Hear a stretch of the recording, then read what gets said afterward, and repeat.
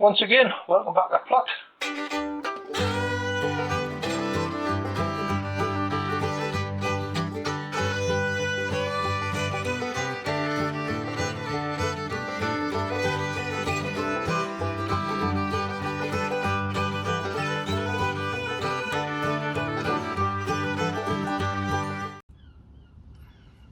Okay, right, well, good morning everybody. Sunday morning here up in the northeast. Absolutely bitter cold. That wind is freezing coming from the west. And we'll focus for a load of showers this afternoon. I was hoping to get out the plot because I've got 3 or 4 jobs that I was hoping to get done this afternoon. I was wanting to start sowing our winter veg, which we'll go through in a minute. I was hoping to get some of the onions planted out. Into the 100-foot greenhouse. We've still got the bed in there, so we've mucked it and cleaned it out last week, dug the last of the parsnips out, and we're hoping to get the shallots planted into there. And I've got a few garlic in pots that I can bring in early, out of the cold, and plant them, so we'll get an early garlic. There's a few jack onions that I had left, the really tiny ones. I normally throw them away, I'll give them away, and I planted them in little cell trays. And they've sprouted up, so they need to go in. I've got a couple of trays of the garlic pips, if you remember. When I dug the garlic up last year, I showed you how to clean the bottoms off and take the pips off, and you can use the pips to replant, and you get a small bulb this year, and then you can replant it next year for your garlic. But we'll do all that when we get ourselves up the plot. I've come downstairs here. This is my little 8x6. This is for all my new subscribers. There's loads, absolutely loads come on this week, and they're all from Dean's home garden, Dean Roberts, and he's sent a load of people over on our site. Well, welcome everybody. It's the first chance I've had to speak to you direct. We haven't done a video for about 2 weeks, but the weather up here has been absolutely atrocious. And living in the northeast, well, we can get 4 seasons in one day up here, believe you me. But it's going to be really cold today, but it's not going to stop me from getting up there and doing my little jobs. Priority on Sunday mornings is always to go up and check a heater in the melon house, make sure that's ticking over. We've got the dahlias in there. We've got the overspill of the leeks, the ones I'm not keeping down here. I'm putting some leeks up in decent sized pots, and the rest just remain in the 9 or 10 centimetre pots, and they go up the melon house. So the best ones out of them I keep, and I re-put them up, and these will stop down here until the beginning of March. Now if you remember that the last time I was awaiting some leeks from John Salisbury, and it kind of sent me over some lovely King Charles leeks. I've been watching quite a few of his videos. He's been travelling around the country, doing little videos now with different people, different growers. Some absolutely marvellous leeks. Some of the real champion growers that go around the country in all these big leek shows. I'm never going to be able to compete with some of them, but I used to like growing leeks a few years ago, and like competing and showing them in the local shows. So hopefully if I get a bit of time next year, the year after, these are mainly for stock. They'll not be getting shown this year, they're just stock plants, and then we'll take our own leeks off there. But I'll show you all that. We'll follow through. Anybody that's interested in starting up leek growing, we'll take you right through the growing season, step by step. And for the time being, they're in here. I'm quite happy with them. I mean, it's only the middle to we're getting to middle to the end of February. We've got plenty of time yet. These will not be going anywhere up here in the northeast until at least the first week in May. So, you know, we've got another 2 months, we've got another 10 weeks yet of growing time. And these have only been potted up since I got them from John a fortnight ago. And these have only been potted up into the pots. So we'll just, as you can see, lovely root system on them already. So they're only going to sit here for another week in these pots. I'll pick the best 6 out of them. There's a good dozen there. I'll pick the best 6 out, and they'll go into them pots, and they'll stop down here. The others can go up the melon house in the tunnel. Where it's frost free up there, I'm not bothered, but they'll just tick over up the garden. And there's a couple of lads up there that big leek growers that would like a couple of them leeks, so they'll get them ones. But we'll not, we'll spread them around, and hopefully. What I intend to do next year is to try and breed a leek and crossbreeding, and we'll get a couple of good strains, and we'll cross that over, and we'll see what we can get off it. It's a couple of years in the making. Is getting your leeks that you're keeping from seed to getting the seed head, and then from crossing them, getting the seed off them, and then growing them the first year to see exactly what you get, what kind of leek you get. You can throw all sorts up, from long leeks, blanch leeks to pot leek to all sorts of different varieties. But we'll do all that over the next couple of years, hopefully, if we've got time. Time's not on my side at the moment, but I just keep plodding on. I'm in my seed box at the moment. I'm just going through bits and pieces. I'm looking for my leeks, pot leeks, not what blanch leeks, not the show leeks, but actually pot leeks. Now, a lot of people like growing the pot leeks just for the kitchen garden. It's an easy way of growing it. The way I grow them, I've done it for years and years and years, and I never change. I keep the same. I keep the same ones. I use the same strain every year. I don't very rarely. I don't differentiate from different seed growers. I usually stick to the same one. If I'm happy with a plant, if I'm happy with the seed I get, I usually go back to them year after year. Tomatoes, I've been noticing on the site, there's been a few people planting a tomato seed. Well, it depends on what part of the country you're in. Up here in the northeast, March is fine for us if you want to plant your tomatoes. I normally start off, these have only been planted a fortnight, and they're in a little plastic tray on top of that little heat bed there. These are early ones, and these are just for stock, and these are Fantasia. I grew these last year, and they were absolutely marvellous. I grew them in the glass greenhouse at the plot. I had some in here, and they were an F1 variety. So you can't save the seed from these. I keep telling people, they think that they're going to get an F1 variety, then keep the seed or keep the fruit from them the following year. It doesn't work. Nor an F1. It will not turn to the parent plant. You will get a plant from it, but it will not be exactly the same as a parent. So my way of doing it, sneaky, I know it's sneaky, but for family and friends, I always like to get a few extras. So what we'll do with these, we'll plant them a little bit earlier, as I say, middle of February, and that's all they are. They come away just nice. I planted 10 seed, 2, 3, 4, 5, 6. I've got 7 here, so that's not bad. They're a pretty expensive seed. I think they're about nearly £4 for 10 seed. But sowing them early in this little bit of heat, I'll pot them off, maybe it's next week in the cups, grow them on in here.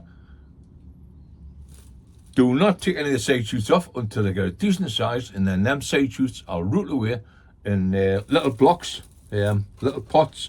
I've got jiffy pellets I can use, but we'll do all that in a fortnight, 3 weeks time, when I start throwing the side shoots off. When the side shoots root, they will be exactly the same as a parent plant, and that's a way of getting around it. I know it seems a long and hard road to go down, but if you want copies from the parents, you've got to use cuttings and taking the little side shoots off and rooting them off, and they'll be exactly the same as a parent. So I'm hoping of 7 plants. I'm hoping to get at least 2 dozen by the time I pot these up on here, and we'll take you through it week by week how we do it. Then we'll pot these up and then start throwing the side shoots off. We'll take the side shoots and root them off, and hopefully by May and June, when we plant our tomatoes out, we'll have some nice small Fantasia cuttings to put in pots. Now I get umpteen varieties of. I'll just put these back under the propagator for the time being. I don't like them being out in the cold too long. They're in there. They're in with the peppers. The peppers haven't started coming through yet, but I'm not unduly worried about them yet, because like I say, I like to get my peppers in the end of January. They've only been sown 3 weeks, but I was hoping that 1 or 2 of them would start to pop through by now, but it's been freezing up here. Even today, it's 52 in here. I mean, that's fine for me, 52. I'm quite happy with that. I never want it any higher than that. As you can see, my onions and the leeks are growing away. They're ticking away just nicely, nice and slow. I don't like to push anything up.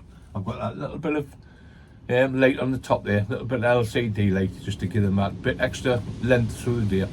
The sun's just starting to rise above my house now. It's just getting over there. So I get an hour of a morning between the two houses, and then when it goes over to the west, it clears that roof, and then by late afternoon I get another couple hours in the greenhouse. So I'm happy chappy at the moment. By March time it will have cleared the roof and I get full sunlight all day long, and then you'll see a big difference in the plants. They'll just romp away. They'll love that sunlight, they'll love the fresh air, which is another thing. When I come in the morning, I always open the door up. I like to change the air.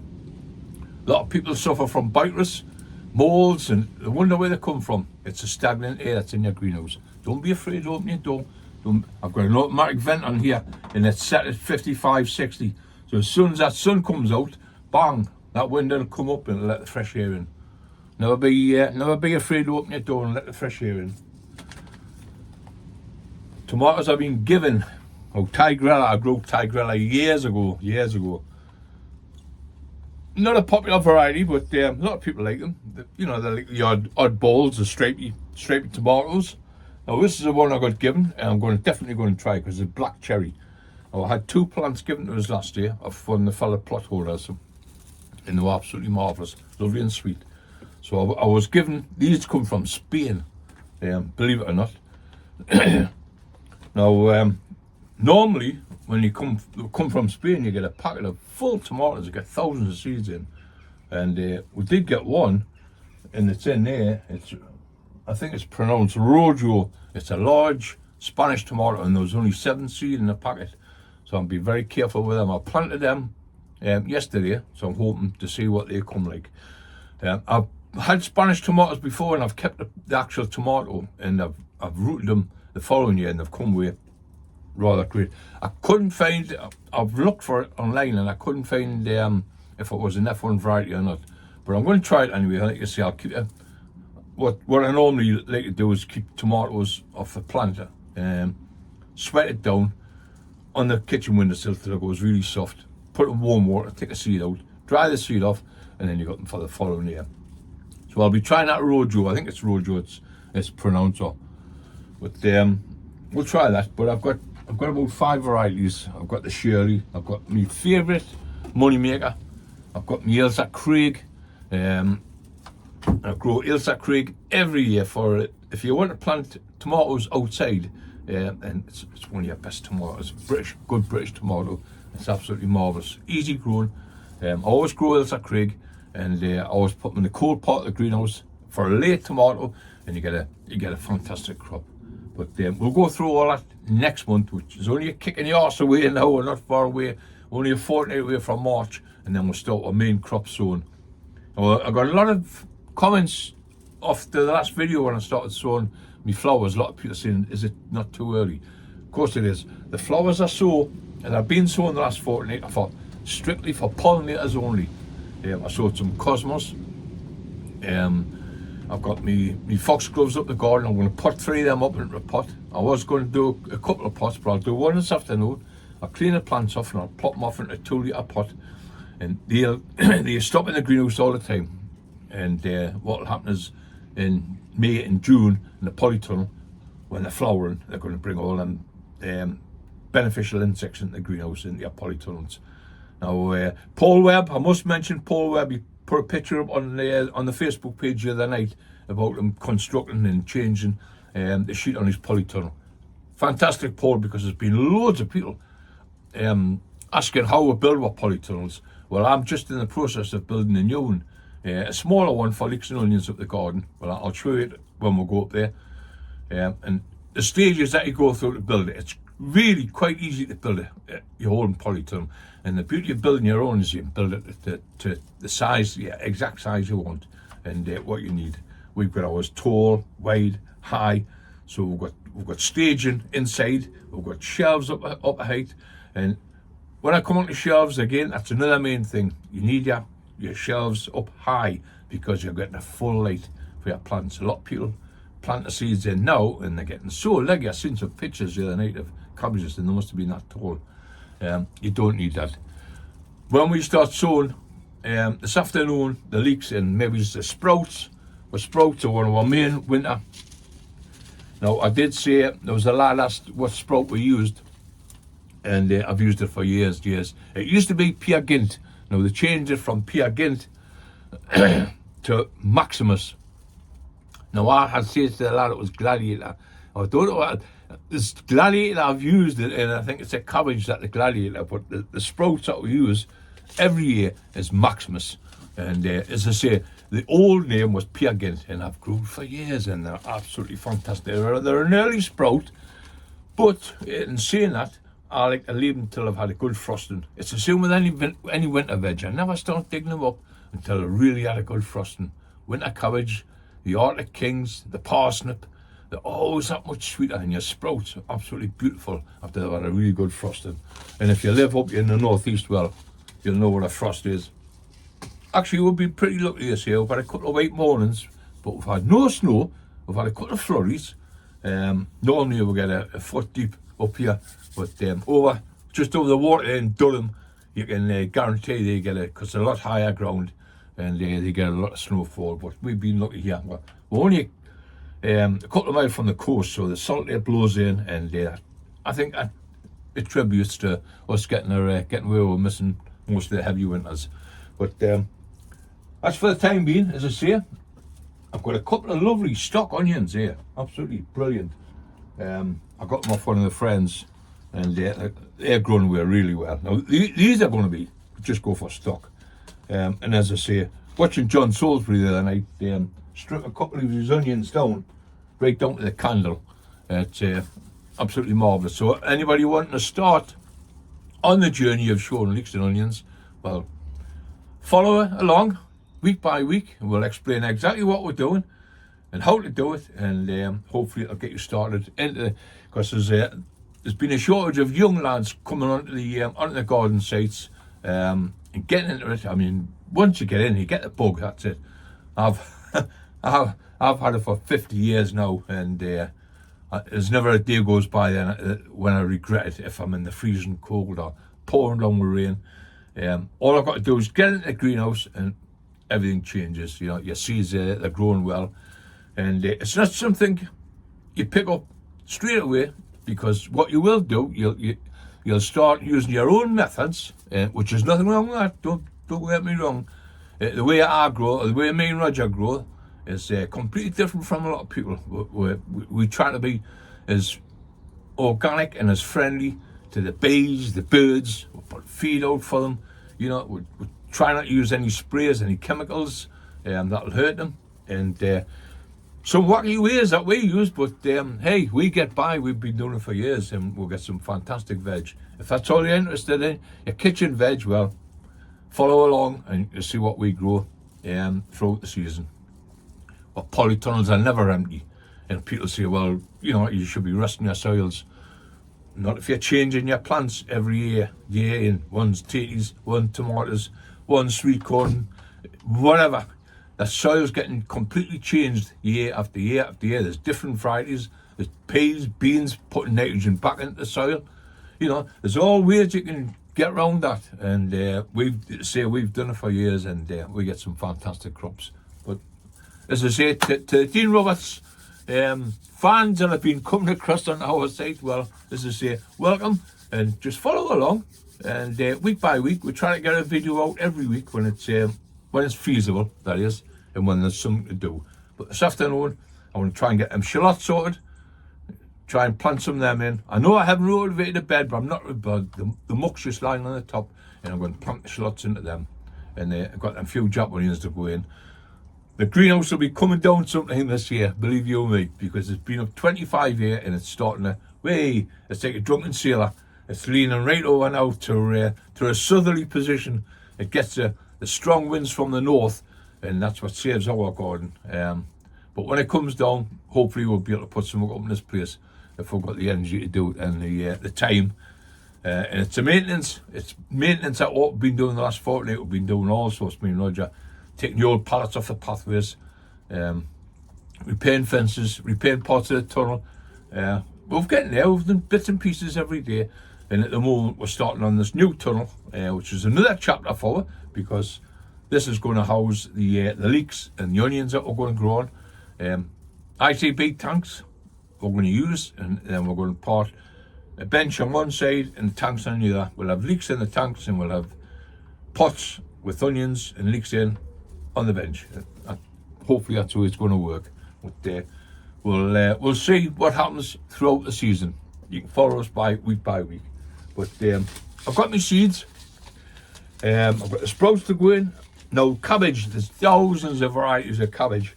It depends on what kind you like. Now Hespe is an absolutely fantastic one. It's an F1. Now I don't usually grow a lot of F1 varieties, but I've grown Hespe for years, and you always get a first-class cabbage from that. You can actually grow it in the winter and all if you want it for a spring cabbage. I've grown Hespe through the winter. Yeah, plant it in September, plant it in polytunnels over the winter, and you get a first-class cabbage. Now the Dutchman, that's another nice one, nice pointed one. Yeah, we like a nice sweet cabbage in the summer, so or you can chop it up for salads and fill that kraut. If you've got a large garden, that's the one you want. Fill the kraut. Now with DT brown seed, and it's an absolutely belter. It's a massive plant, growing well. You get a fantastic cabbage. So fill the kraut. That's the name to remember. And then you've got your smaller ball cabbages. We use a couple of varieties of them. That will plant in intermediate in between plants and that you can grow on. But there's all sorts of tricks and little things you can do to increase your vegetables, and but we'll take you through that as we go on. As I say, we're not getting ready until next month, which will be March, is our main planting time. We'll get our flower seeds in first. We'll start with tomatoes next week. We'll do a few tomatoes next weekend. I think we're nearly into March, so we'll probably start off with our money maker and our Shirley. We'll get them in. Make sure you've got all your ingredients. Make sure you got your compost in the greenhouse. Warm it up, and make sure you got plenty of fresh water. I use 4 or 5 litre tanks here, and I just go up and downstairs, my flat, and I bring fresh water down every day. Never use dirty water out the tanks. If you're on the allotment, take your watering can up the tap, fill it up, bring your watering can into the greenhouse, let it come up the temperature, and use that. Do not use water out your tanks, because that's the main thing of spreading your viruses, your funguses, it just covers. You get green mold, you get everything, and it's not a really good start for your seedlings. So remember, fresh water all the time. Okay, so I'm going to shoot upstairs. I'm going to have a little bit of lunch, and then we'll get us out the plot, and I'll show you around up there. Okay, see you all again soon. Okay, as you can see, my wardrobe's changed a bit. That's just from coming from home. It's absolutely Baltic up here on the plot. We're in the 100-foot greenhouse. What's left of it? As you can see, it's got a slight canter on, a slight leaning. This has been a 25-year, built solely from pallet wood. It doesn't pit props, and the rest is all pallet wood. Still the test of time. It's been up 25 years, and all we've done for a few years is cover it with polythene, UVI, or what's on there now is the mesh. It's the polythene that had the mesh woven through it, and we've just left the mesh on. It's an open bed. It's been a fantastic bed, so we're not going to get rid of this. Whatever we build on here, and it's going to be a tunnel, or maybe another bit of a sheltered lean-to. We'll cover the bed, because the bed's 20-year-old. It's the same age as this. It was built just after. So it's a really good bed. Cleaned it last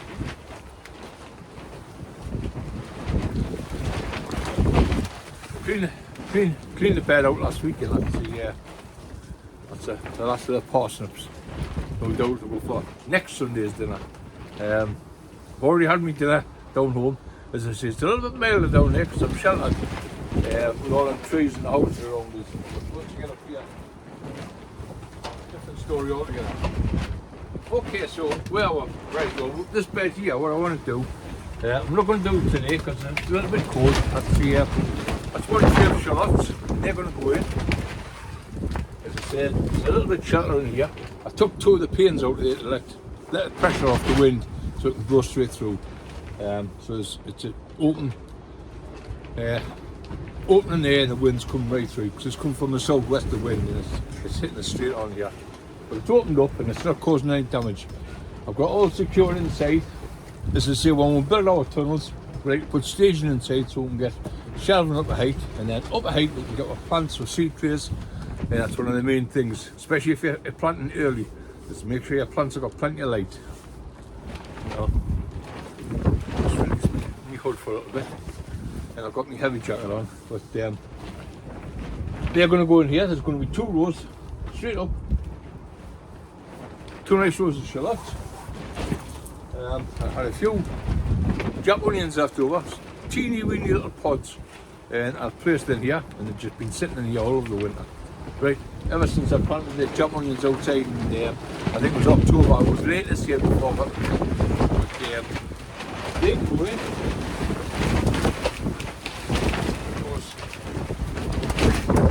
If you remember, I planted the garlics in pots.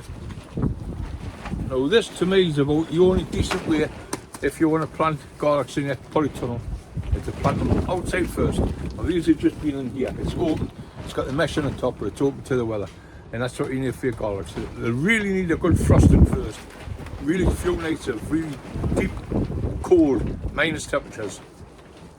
Now when you bring them into your polytunnel, or your greenhouse, whatever, they'll grow away nicely, and what they'll do is they'll split, they'll divide. If you just plant them straight into your polytunnel, you'll not get the cold weather and the conditions that they need to divide. All you'll end up with is a bulb. If you go back in some of my videos, you'll see the garlic, how I prepare it and whatnot, and I give you the same advice. If you want to bring it inside, well, that's the way to do it. Plant them up in pots first, just a clove in a pot, grow them on, and then in February, bring them inside, and they'll grow away. Nice strong plants. Just your normal spraying or whatever you're going to use for your allium. Alliums, all the same. I've got some neem oil this year that I'm going to try out. Pyrethum's another one, based on a chrysanthemum. So I'm going to try pyrethrum, and I'm going to try the neem oil. Because I had a load of downs last year. I went off the boil for a bit when I was poorly, and I lost me and Roger lost loads of plants. Sweet corn, and then it was just eaten away. So I'm going to be red hot on them this year. Just keep an eye out. So that's the garlic anyway. As I say, you can go back on some of my videos, especially the ones that just joined. If you go on my YouTube channel, it's the same. It's Jeff Foreman on the plot. You go on the YouTube channel, all my videos are on there. I think there's a couple of hundred, and you can browse them, you can go through them at your leisure, and they'll give you every aspect of from onions, the garlic, the flowers, fruit and veg, anything you want. Just take your time going on and you see what we're all about. But I'll put that back. We'll plant them next week when we've got some milder conditions. Once again, when I took my garlic up last year and I explained to you about the pips, the small growths, it's like when you pull up a gladioli at the bulb and you get the little bulbils on the bottom. The garlic's exactly the same.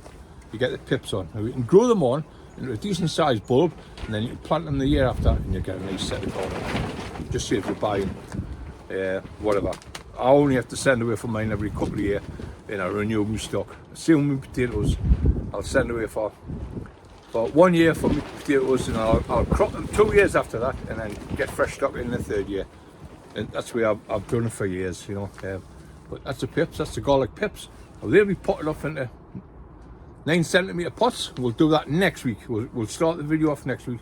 We'll get a mix made up, because what I want to do is I want to get up here and I want to get these potties put in the day. I must get them put in the day and get them in the melon house.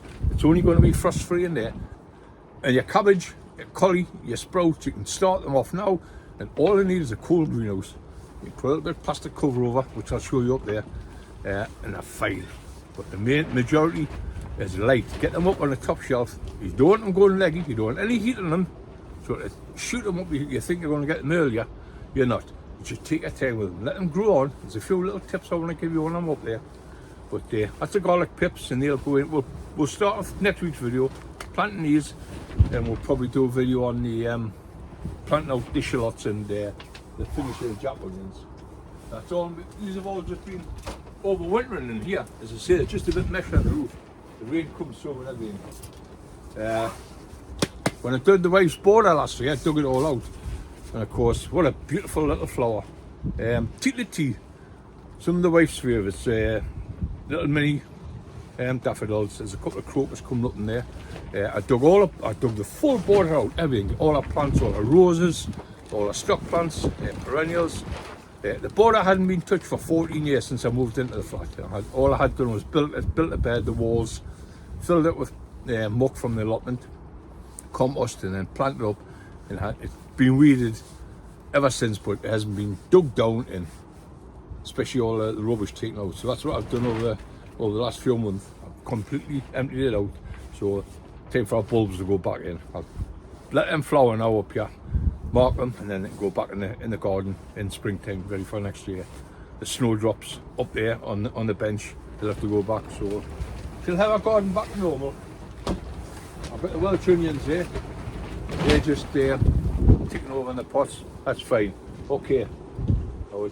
As you see, you can see there how it's leaning over. This will come down in the next couple of weeks and be burnt. I'll have a fire every night time, not cause any damage or nuisances to the neighbours. Because we've got neighbours just over there in the south there. But, yeah, we'll get at the top greenhouse and we'll crack on with these leeks. Must get them in today. Okay. Okay. Well, a little bit more sheltered, but farther up the garden we'll get, the near that west road. A couple of sheds this side of us, so it's giving a little bit of ease away from that westerly wind. Westerly wind is coming up from the south and it's blowing straight across where. But down the bottom of the plot there, it's absolutely freezing. But we've got 2 8x6s up here, as well as our polytunnels. As I say, you'll have to go on my YouTube channel and you'll find all our videos on there, and it gives you a fantastic bird's eye view of the plot and what we're about. We're polytunnels, we're 100-foot greenhouse, we're 2 glass ones, and just the way we like to work. These are some of the seeds that were sown last year. I showed you on the last video. These are going out next week. Once we get to March, these will be going out. Polyanthus, absolutely beautiful flowers. So easy to grow from seed. A packet of seed will set you about a couple of quid and you get 50 or 60. Use a good company, you get 50, 60 nice seeds, and they're so easy to grow. Just sow them on the top of your compost, cover them with a little bit of vermiculite or a little bit of perlite, not much, and they'll come through. Sow them in the autumn and just overwinter them, or you can plant them in the summertime. We'll tell you on the packet, plant them in the summertime, plant them out in your border in September, October, which is what I never do because I like to get the plants nice and leafy. And of course you risk losing some of the plants if you get a heavy winter. So that's where we like to grow them. Absolutely marvellous. Right, so flowers for the polytunnel. There we go. Now this was another one. Foxgloves. So easy to sow. Thousands of seed in a packet. I'll show you if you follow Dean a lot, because Dean started following me and he's sowing his seed exactly the same way as I sow them. So it's quite an easy job though. Full size seed tray, a cane, mark your 3 rows and sow your seeds, especially with foxgloves, lobelia, petunias, because you get thousands of seeds. So just trickle the seed down the rows, cover a bit of vermiculite, and up they come. Especially these foxgloves, they're so easy to grow. Print them out, 2s and 3s. There you are, there's a couple in there. I never pick them out singly. I'm not a one for that. I like to have a nice clump, nice bush. So they come out, are well rooted. They can go straight in the garden. These a little bit damage on some of them, but they can go straight in the garden in March when all the frost and that's over with. Hopefully, as I say, we can get frost up here in late April and even into May. So we've got to be very canny up here in the northeast. But these are specific for the a little bit more compost in there just to bring them up. This is me 3-2-1 mix. Once again, if you just come over to our site, just go back and you'll find the 3-2-1 mix. I've made about 4 mixes up in the last couple of weeks, and we've got them all bagged up down in the bottom polytunnel there, just warming up. And so when I come to use them, they're spot on. It's not cold to compost. It's nice and warm so that the seeds can go straight into it. Just using a big 4-gallon bucket there, 5-gallon bucket pot, and I'm putting 3 plants in there. I'll probably do a couple of these over the next couple of weeks when I get a chance. A bit more compost in there.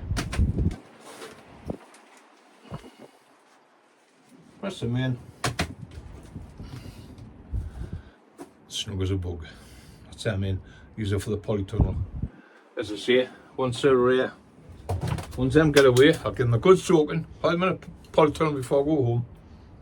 Good soaking. They'll grow on nice and steady now, and then by May, end of April, beginning of May, they'll start sending some flower shoots up, some spikes, a couple of canes, a little bit of support, and they'll stop in the tunnels, and they'll bring all your beneficial insects in, your bees, your hoverflies, all that in. And that's what you want, and especially with tomatoes, cucumbers. You want the beneficial insects to come in. You're going to get the bugs and the rest of the little nasties that want to do you damage, but that's the main thing. Get your plants pollinated, and then you can combat the bugs. And one of my favourite ones is, we've just seen the garlic, using the garlic spray. It's not a killer. It'll not kill a pest, but it's a preventive. As I say, go back on my videos and you'll find all these videos on different ways of pest control and whatnot. This video really is all about the new lads and lasses that's come over on our side, just explaining what we do. The people that's been with me for years know how I go about stuff and how I grow stuff and how we deal with pests and that. Well, when we're able to. But as I say, it's an easy enough job to get your plants growing, but it's looking after them after that. It's trying to keep them pest free. That's what it's all about. Garlic spray, the rhubarb. Once the rhubarb gets grown, get the leaves off. You've got to be careful with that because it is poisonous. So you've got to be careful. If you've got kids not around, get the rhubarb leaves, chop them up, make it boiling. You get a lovely juice, and you can dilute that down, spray that in your plants. Good pest killer. Nettles is another good one. You can use that. We'll go through them as the year progresses. What I've done now, right? So that's enough for that. What I've done now, pot leeks are growing every year, and Durham Earlies, always one of my favourites, and I find Musselburgh is a good leek to grow, and I always grow in these gallon pots, nice and deep. Same with any pot, doesn't matter what size pot you use, you don't have it too big width-wise. You just want a nice size. Remembering your seeds are going to be in here it's only middle of February now, and your plants are going to be in here till at least the end of May, beginning of June is when we plant out. Depending on where you are in the country, depending on how you sow, where you sow, and when you sow. So that's the easiest rule of thumb. If you're a bit farther south, you're a bit milder, you can sow a little bit earlier. This is the time for us. Up north here, and then if we go farther north, Scotland, you've got to wait on just a wee bit longer to get their season. But this is where we grow us, and we're starting off today. We've got our compost. It's a 3-2-1 mix. The only time I don't use this mix is when I'm sowing the small seed, the likes of petunias and lobelia, especially lobelia. And what I use for that mix is just a multi-purpose compost and mixed with perlite or vermiculite or sharp sand. If I can get me sharp sand, I always like to use sharp sand, and I mix it with that, and that's all. Only reason being, I want to feed these leeks. I want them kept in there. The 3-2-1 mix. It's not a heavy mix, but I like the leeks to go in there, and I like them to feed themselves from now right until May. So the 3-2-1 mix is in there. It's an inch down. Same with every pot. You just want an inch, half inch below your rim, and you're light covering the seed. With these, I can put them in a tray. I'll get 6 of them in a standard tray, and I can water the tray, and as good as gold. Now I'll use 6 of them. I've got my pot of my leek, my Musselburgh. Once again, like it says on the last video, look in the back of your packet, tell you how many seeds in there and how you can work it out. Well, it normally is somewhere down there. I'll find it. I should always look for 500 seed. 500 seed for a couple of pound. Can't beat it. So I'll divide them by 6. I'll fill 6 pots up and divide that, so it's about 80 seed per pot, and they'll grow really well. Now, we don't want to be transplanting them out when they're little sticks. You want to really leave them till they're about a good pencil thickness, and that's what they'll end up in these pots here. Believe you me, fantastic roots. Growing this way, don't worry about it. Now what you can do, you can tip all that out into a piece of paper, and you can divide it with a knife into 6 portions. Me, I just like that. Tip them out, and I know by my measure that's going to be about right for that pot. So in they go, just a sprinkling all around the pot. Right, I've got one here handy. I was just going to say, I'm bound to forget my spray, but there, I usually have one of these in every greenhouse. Chamomile tea.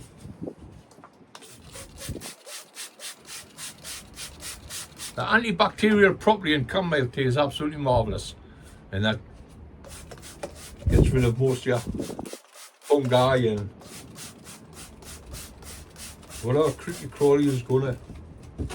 Give it a good soak with that, and they're ready. And all you want on there, as I say, you can use perlite.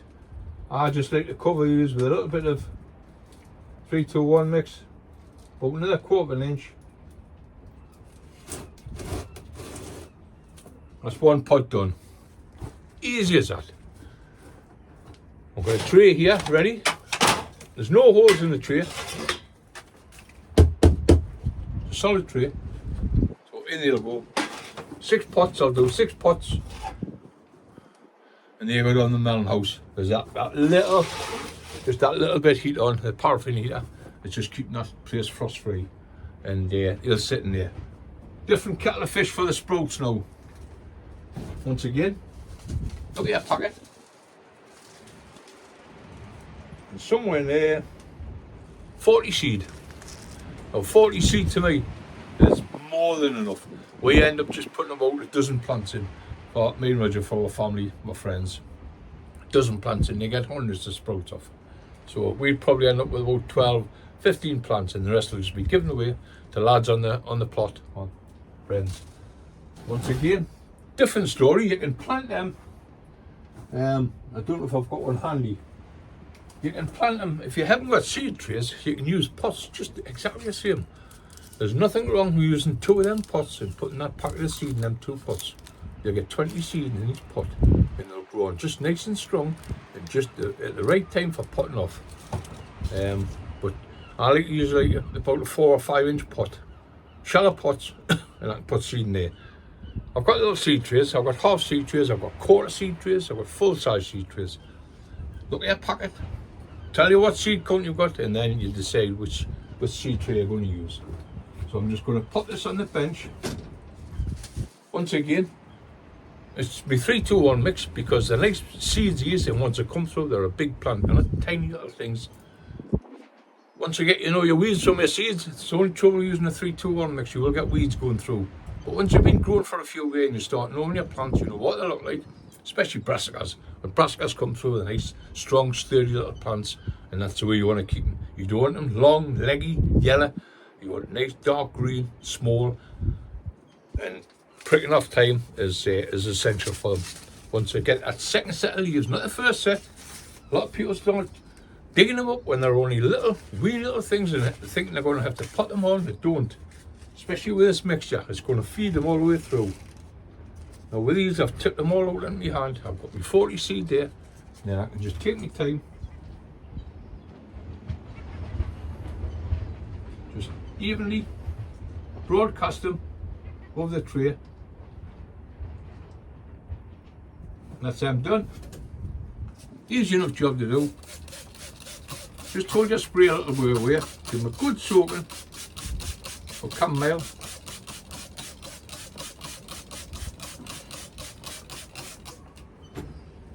Once again, I've normally got a little sieve, a little green sieve that I sometimes use, but as I say, when I'm prepping my videos, or prepping for the video, I try to think of everything I'm going to be using. But guarantee I'll always forget something. There we have it, there's our sprouts in.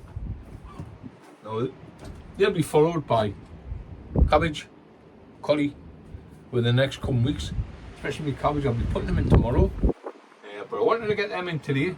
Sprouts are in. I've got my pen up here somewhere. Here it is. I've got my pen and I've got my markers. Some that have been used, some that haven't. That's off last year. Aqua lime.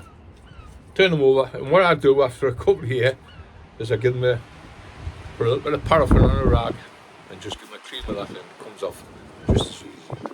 So we've got sprout. I know what varieties are there. This is just a marker for myself, that's all. Because when you've got cabbages and sprouts and collies, I know there's a difference between them. Cauliflower's got a serrated edge. Sprouts are nice and fat, and sometimes your cabbages are elongated leaves. But you'll get to know all that after a few years or two. So that's a sprout in. That's what pot leeks started. I'll finish them off tomorrow because, like you say, it's getting a bit breezy this afternoon. I'll put another 5 pots in tomorrow. I've got a packet there handy. I've got loads of plants and seeds that are going over the next couple of weeks. I've been trying to sort through them. That's that cabbage filler kraut I was on about before. That's going in tomorrow. If you like a big cabbage, if you've got a big allotment, that's the one to grow. It's absolutely marvellous. Especially if you've got livestock, if you've got chickens and that. Take the main heart out the filler kraut and the outside leaves are absolutely massive and they're great for the chickens. Or whatever else, if you've got donkeys or geese, they'll eat them. Here's my lettuce, Tom Thumb. That's my mixed salad leaf, that's got to go in. That's foxglove. He'll be going in the end of this year. Just on about them there, I'm planting them up.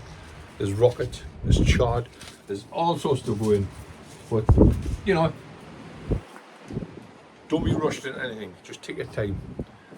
Mother Nature, I'll tell you, believe you me, she's absolutely marvellous.